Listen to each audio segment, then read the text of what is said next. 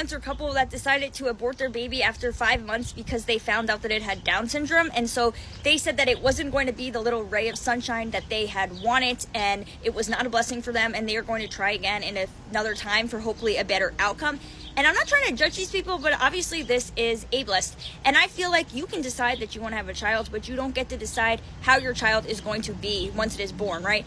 And so obviously you're allowed to test to see if you have Down syndrome, but you can't test for everything. So you could say, oh, my child's not going to have Down syndrome, like, oh, so it's going to be good, right? But then all of a sudden they have some other type of disability. They have a learning disability. They could have autism, ADHD. They could have mental illness, right? You could also even have a perfect child, and then all of a sudden they get into some terrible accident, and now they're paralyzed and they're in a wheelchair, and now you're like, oh no, life is so much harder for them, and now it's harder for me, right? I just think it's weird that they decided to abort, but they're going to try again for another outcome, because you never know what could happen. I think they were just misinformed also, because the doctors were telling them, well, oh, like 96% of people abort once they find out it is Down syndrome. And they said like the other people in their life were kind of telling them like, oh, the child is going to suffer, and then it's just going to be so hard for you guys. And like, I think other people, the people in their life was obviously influencing them that this just wasn't going to be a good situation for them. So that's why they had done this.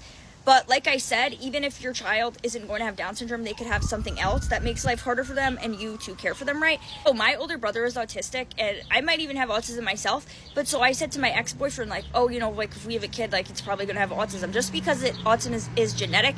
And obviously I don't want to date someone if that's going to be like such a big deal for them, right? And so this is what they said to me. They're like, oh, well, would you be open to like getting someone else's embryo and putting it in you? And then they basically wanted me to make some type of kid with them and some other woman, and then I was going to birth it. I thought that was extremely disrespectful, and I should have broke up with them then on the spot, but I didn't.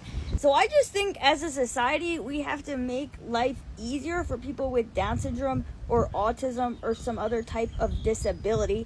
And we can't just say, oh, I'm just going to abort this kid because life is going to be harder for them. What about the people that have Down syndrome that already exist, right?